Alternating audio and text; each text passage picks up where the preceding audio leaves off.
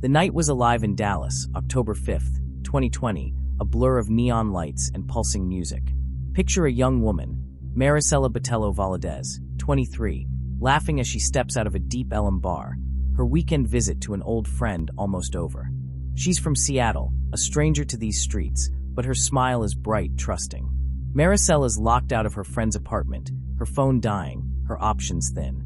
A man approaches, charming, easygoing, with a grin that feels safe. His name is Charles Beltran, but she doesn't know that yet. She doesn't know his black Audi A3 will carry her into a nightmare. Marisella climbs in, unaware she's stepping into a story that ends with her name echoing across an airport terminal, her seat on a flight home empty, and her family's hearts breaking. What pushes someone to destroy a life? That question haunts this case, a tangled web of jealousy, betrayal, and blood that still grips anyone who hears it. Maricella's weekend had been carefree, spent reconnecting with Raul Ortiz, a friend and former flame. They'd partied hard, but that night, Raul drank too much, lost his keys, and passed out by his door. Marisella, restless and stranded, called a lift at 1 a.m., heading back to Deep Ellum's chaos. Grainy security footage shows her walking through a parking lot, her steps confident beside a man in a dark jacket. Another camera catches them nearing his car. She slides into the passenger seat, the Audi's taillights fading into the night. To her family, this moment is unthinkable. Marisella wasn't reckless, wouldn't trust a stranger so easily. Yet there she was, choosing a ride over a cold doorstep. Days pass with no word. Her phone goes silent, her cards untouched. Her parents in Seattle cling to hope, picturing their vibrant daughter, a loving sister, a hard-working dreamer, safe somewhere, anywhere. Dallas police dig in, tracing the Audi's plates to Charles Beltran, a 31-year-old bouncer with a rap sheet. Court records show he served time for aggravated robbery, a violent streak in his past. At 1:28 a.m., cameras catch him and Marisella at a 7-Eleven, her smile casual as she grabs a drink. She's not coerced, not afraid. The footage suggests trust, maybe even charm working its magic. But Maricella's phone pings last at an address in Mesquite, 20 minutes from the bar's, Beltran's home. Special Agent Taylor Page joins the case, knocking on Beltran's door on October 14th. No one answers. The house feels abandoned, but a warrant lets them inside, revealing chaos. Picture scattered trash, open cupboards, a mattress propped against a wall, insulation spilling from a caved-in ceiling. It's as if someone fled in a panic, leaving their life behind. In a guest bathroom, a chemical spray glows blue along the tub and doorframe. Blood, faint but undeniable. The real horror waits in a bedroom, Beltran's, where carpet stains bloom red-brown under the spray, screaming of a cleanup gone wrong. Lab tests confirm the worst. Maricella's blood, mixed with two other profiles, neither matching Beltran or the women tied to the house. The discovery lands like a gut punch, shifting the case from missing person to murder. Maricella's family, already unraveling, now faces a truth too brutal to process. Her younger brother, picturing her laugh, prays it's a mistake. But the evidence doesn't lie, and the house holds more secrets. A strange statue, draped in shadows, resembling Santa Muerte, the folk saint of death. Investigators note it, unsure if it's a clue or a distraction, but its grim presence lingers. Beltran's life unravels under scrutiny. The house belongs to Lisa Dykes, a 56-year-old paralegal with a sharp mind and a complicated heart. She's not just a landlord, she's bankrolling Beltran's dreams, buying him the Audi, funding his rap videos, even registering a business for him called Math Class. Friends call her his sugar mama, a term she wears proudly, grinning about their bond. But there's another layer. Lisa's married to Nina Moreno, a 48-year-old lawyer from New York, recently widowed and wealthy. In 2019, they wed, taking Beltran's last name in a move that raises eyebrows. Nina moves into the Mesquite house, joining an arrangement that's equal parts devotion and dysfunction. Picture late-night arguments, whispered deals, and a dynamic where loyalty bends under desire. Cell phone data places all three, Beltran, Lisa, and Nina, at the house with Marisella that fateful night. The investigation tightens. Lisa claims she hasn't seen Beltran in weeks, her voice cool over the phone, but her story frays. Friends reveal a household in turmoil.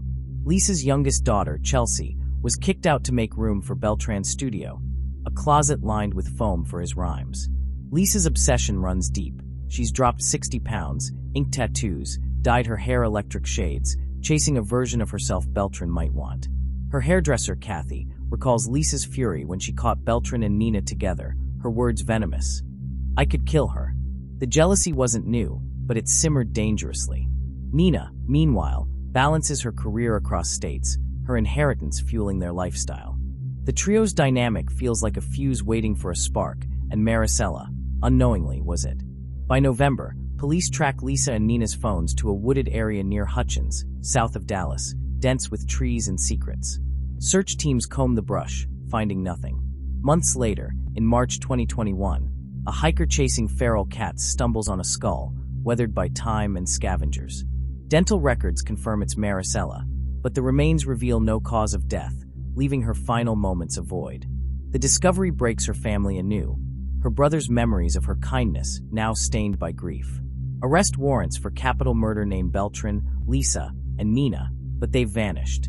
Beltran surfaces in Utah, hiding with an ex-Nina's nabbed in Miami, renting a home with Lisa, who bolts again. Text messages show Lisa scheming, urging Beltran to switch cars, warning Nina to stay silent. "They're guessing," she writes, but the net's closing. Lisa's caught outside Orlando, her comm cracking as she's cuffed mid-call with her lawyer. She and Nina had sold Nina's Pennsylvania home, shipped Beltran's Audi north, and fled to Florida, dodging justice. Back in Texas, they post $500,000 bonds, ankle monitors blinking, but freedom tempts them. On Christmas 2021, they cut their monitors and board a plane, hopping from Seoul to Phnom Penh, Cambodia. Picture them in a seaside town, Sihanoukville, withdrawing cash under palm trees, believing they've outrun the law. But ATM cameras catch their taxi's plates, leading FBI and Cambodian police to their hideout. By February 2022, they're back in Dallas, caged at last. Trials loom in 2023, and Beltran flips, trading testimony for dropped murder charges. Picture him on the stand, his voice low, claiming he woke to Maricella's screams, Lisa straddling her with a knife, blood pooling. He says he shoved Lisa off, pinned her to the wall, shouting, "What the hell are you doing?"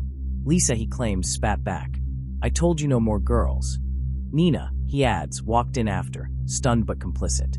Beltran fled, fearing he'd take the fall, a felon with no alibi, outmatched by two lawyers with clean records.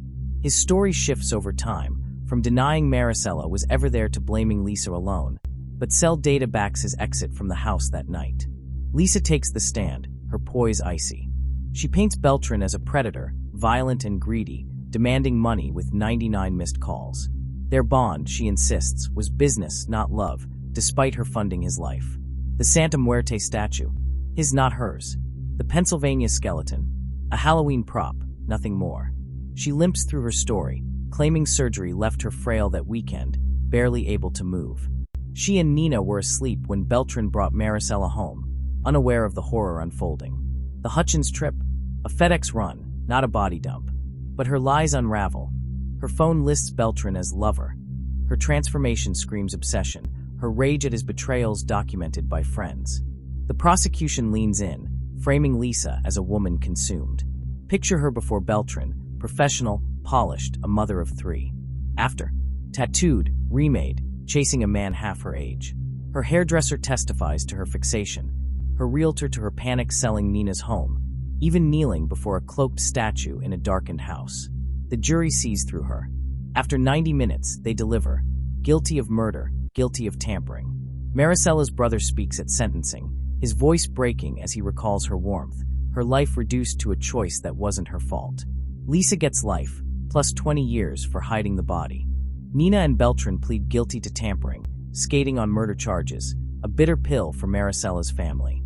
This case sticks with you, not just for its brutality, but for what it reveals. FBI stats say 1 in 5 murders goes unsolved, but Maricella's wasn't. Yet justice feels incomplete. Why do people kill? Jealousy, control, a spark of rage that burns everything down? Lisa's choices, Beltran's charm, Nina's silence, they're pieces of a puzzle that's all too human. Picture Maricella's laugh one last time, her trust betrayed in a stranger's car. What would you do in her shoes, alone in a new city, weighing a ride against the cold? Share your thoughts below. Her story deserves to be heard.